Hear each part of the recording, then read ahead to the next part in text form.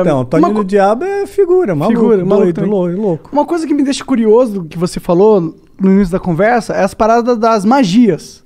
Uhum. E como foi essas suas experiências com magias dentro do satanismo? Que isso é magia curioso. que você tentou e deu certo?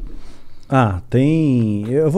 Eu não posso ensinar magia. Não aqui, mas ensina. Não, eu vou vamos ensinar. pensar. Fala como... Até porque essa porra deve ser super complexo. Não eu ia fazer sem querer uma hora na minha vida. Não, tem as mais simples, é que nem fazer mágica, tá? Mágica e magia, né? No começo você aprende a fazer um truque simples, de repente você está fazendo a pessoa levitar. Matar né? mesmo, os outros levitam. Eu duvido. Não levita. Tá. No truque, no ilusionismo. truque, tá. No ilusionismo, entendi. fazendo uma analogia Tá bom, aqui. tá bom. Então, no começo você aprende um troço truque de besta. carta, uma Aham. coisa de carta. Aí de repente você está fazendo alguém levitar. Entendi. Né? Então você Tipo, cresceu não dá ali, pra tu você ficar invisível. Não dá pra ficar invisível. Mas tem isso alguma aí. coisa sobrenatural realmente que você chegou a testemunhar? Ou algum ritual ou magia que promete algo que dizem que funciona, algo assim? Sim.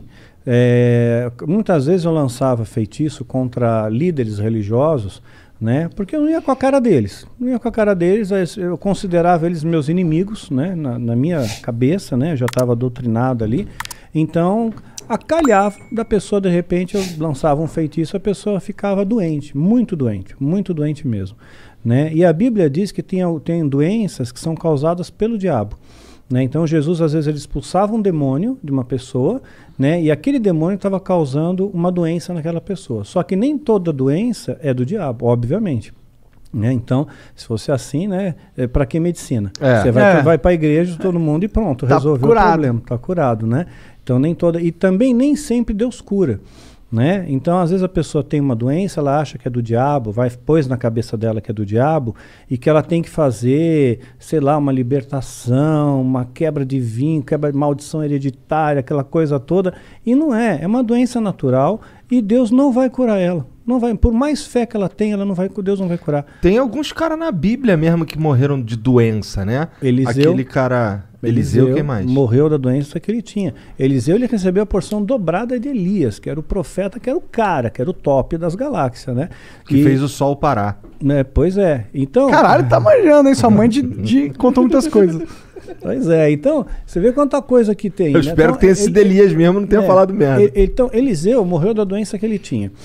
O próprio Timóteo, Paulo escreve para Timóteo, olha, mistura um pouco de vinho na água aí, porque a água era muito alcalina, né, por causa do teu estômago e das tuas múltiplas enfermidades. Então ele era um menino podre, ele tinha um monte de doença, né, não foi curado. Um lenço de Paulo curava o enfermo, mas Paulo não pôde curar Timóteo, que ele considerava um filho, né. A Bíblia também fala de Trófimo, né, Paulo também fala, olha, deixei Trófimo doente lá em Mileto. Quer dizer, não curou Trófimo. Quer dizer, o cara já tem o nome de Trófimo. Imagina o bullying na escola. Né? E ainda continuou doente. Não adiantou Se fosse nada. a Trófimo, o cara ia ser o magrinho da galera. De atrofia, desculpa. Tentei. Só vamos lá, Daniel. Só continua aí falando. Desculpa aí. Foi mal, cancela o Monark. Baixo assinado, tira o Monark. Doenças causava doença, às vezes causava um acidente, poderia ser uma coincidência. Mas não tem nenhuma, claro, é exatamente esse o ponto. Não Poderia tem nada ser, aqui assim que, tipo, mas é que acontece realiza que magia e você vê sobrenaturalidade instantânea na sua frente e olhos nus. Bom, olhos nus eu vi a presença de um demônio se materializando na minha frente, e eu estava sóbrio. Né? Duvido. Como é que é um demônio? Pois é, a ideia que nós temos de demônio, né, é chifre, escamas, né, rabinho, rabo, fogo, né, saindo pelos orifícios, né, o diabo todo vermelhão, né, saindo da sauna, assim. Que erótico. Pois é, né? Então, mas não, né, é um ser que parece, que aparecia para mim, o Abraxas, que apareceu para mim algumas vezes, ele tinha um formato semelhante, tá? Semelhante. Não consigo descrever isso aí em poucas palavras. Você tem filho, você deve ter assistido Como Treinar o Seu Dragão. Sabe o Banguela? Sei. Então, mais ou menos parecido com o dragãozão. Banguela. Parecido com o Banguela. Mas tinha um olhar assim, né? O olhar que pegava era um olhar muito profundo, era como se não tivesse olhos, era como se fosse um buraco. né? Fosse um buraco que te hipnotizava aquilo ali, né? Porra, e você sentia um cagaço quando tu viu pela primeira vez, não? Não, eu fiquei orgulhoso, porque ele atendeu meu pedido, né? Porque eu invoquei, eu cara, fiz a invocação. Chamou o cara, meu? Eu fiz a invocação, né? E ele veio. Então, quer dizer, eu me senti muito orgulhoso. Dá pra tu fazer a invocação e ele não vir? Porque ele não tá afim? Poderia acontecer. Como que é uma invocação de um demônio? Não precisa dar detalhe, mas tipo... é complexa. Tem bastante detalhe. Detalhe. E muitos materiais, vai? Muitos materiais. Materiais raros? Alguns raros. Entendi. Alguns raros. Então é um ritualzinho de pelo menos aí umas 3 horas, 4 horas. De ritual rolando, não é de preparação. Não, de ritual rolando pra ter invocação em si. Entendi, caralho. E aí ele se materializa, tipo, ele só aparece? Ele falou alguma coisa com você? Tipo, dá pra encostar nele? Dá pra encostar, são criaturas frias, geladas. Frio, completamente frio. E o que ele falava? Mas você vê, anjo se materializou na Bíblia. Anjo se materializou. Comeu, né? Anjos comeram na Bíblia, então estavam bem materializados. Né? Então, se demônios são anjos caídos, eles também podem se materializar, só que em circunstâncias ritualísticas. Por exemplo, um demônio não pode se materializar aqui. Né? Um anjo poderia, Deus poderia permitir que um anjo viesse aqui, mas um demônio não. Só dentro de um sistema ritual, tem que ter um ritual para ele vir. Tem que ser tudo bem preparado. Porque eles estão aprisionados, de certa forma? Estão aprisionados, sim, eles são limitados. Né? Eles não podem fazer o que eles querem também da Veneta, né? Eles têm as suas fronteiras de ação. Por exemplo, eles não podem tocar num cristão verdadeiro. Né? Verdadeiro não pode, a não ser que Deus permita, no caso de Jó. Né? Então Satanás pediu para tocar, tocou e Jó não blasfemou contra Deus. Jó foi um cara que se fudeu pra cacete, né? Muito, se lascou pra caramba. Ficou doente, tudo, né? Ficou doente, perdeu dinheiro, família, tudo. Morreu todo mundo, ele ficou sozinho. E mesmo raspava assim, as pereba com telha, exato, né? com telha, exatamente. E no final Deus recompensa ele, né? E ele no final, Jó chega a dizer, antes eu conhecia Deus de ouvir falar, agora eu vejo com os meus olhos, né? Então... Amaldiçoa teu Deus e morre. Exato, isso mesmo. Os amigos de Jó, né, que vinham lá, largavam o pau então, em cima dele. Então, às vezes Deus permite que essas coisas aconteçam.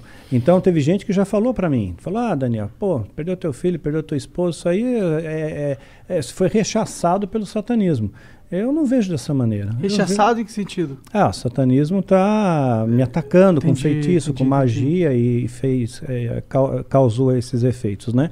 Mas eu não vejo assim. Não? Não, de forma alguma. Eu vejo assim como coisas que Deus permite, que as pessoas morrem no mundo. Né? Isso acontece, né? Então as pessoas têm depressão, né? Então aconteceu, eu vejo como uma fatalidade. E mesmo se fosse no caso como Jó, né? Vamos supor que o demônio tivesse pedido permissão para Deus, olha, deixa eu tocar lá no Daniel, né? Porque vamos ver se realmente ele segura a onda, vamos ver se ele é cristão de verdade, vamos ver se ele não vai se rebelar contra Deus, né? Depois se eu tirar dele o que ele tem de mais precioso, né? Que era o meu filho, né? Principalmente, né? Então tirou. Aí eu nunca me rebelei, nunca questionei a Deus, nunca briguei com Deus, né? Eu sempre costumo fazer a oração que Jesus nos ensinou como modelo do Pai Nosso, né? E dentro dessa oração está escrito, olha, Pai, seja feita a tua vontade, assim na terra como no céu. Né? E essa é a minha oração, seja feita a sua vontade, não é a minha, é a tua. Se a tua vontade é essa, que a minha esposa partisse naquele dia 30 de maio, pronto, foi 30 de maio, é o dia que Deus escolheu. Né? Então eu descanso nele, ok? E tudo tem que ter um propósito, porque eu escapei da morte 2 vezes. Né? Então por 2 vezes escapei da morte. Então, olha, eu diria que 3, se contar da vez que reagiu a arma lá do cara. Se contar nessa 3, porque ali 2 vezes, né? Então, assim que eu vi a morte de perto, né? Você sente o cheiro da morte de perto, né? E então, quer dizer, se eu não fui, é porque tem algum propósito aqui ainda, tem alguma coisa ainda para fazer aqui. E quando terminar esse propósito, aí Deus me leva. Era alguma coisa ligada a esse assunto de satanismo e tal, que tu quase morreu, ou não tinha nada a ver? Não. Teve uma das ocasiões, por exemplo, foi no ano passado, né? Eu estava foi dia 30 de novembro do ano passado, ia entrar dezembro foi o mês que meu filho partiu, né, dia 22 de dezembro, então eu estava muito angustiado com aquele negócio, poxa, eu vou entrar dezembro, mais um Natal, mais um final de ano, aí eu tomei um monte de comprimido para dormir, eu só queria dormir, eu não quis matar, né, meu interesse não era morrer, só que eu acabei aspirando, e tive uma pneumonia aspirativa e entrei em coma profundo, né? Caralho. Pois é, fiquei 22 horas em coma profundo, entubado, acordei entubado no hospital, Caralho. assim. Então ali Você foi você dormir sente- na tua cama e acordou entubado. Acordei entubado. Né? E é muito horrível, meu, você acordar com um tubo na boca. Deve ser, cara. Deve ser assustador em primeiro é lugar. indescritível, indescritível. É, porque até o momento você acha que você tava só dormindo. Pois é, eu tava dormindo de boa, quando a gente se acorda, tubo na boca, né? Um ambiente diferente, onde eu tô, quem sou eu, né? Que doideira. É. Mas, tá.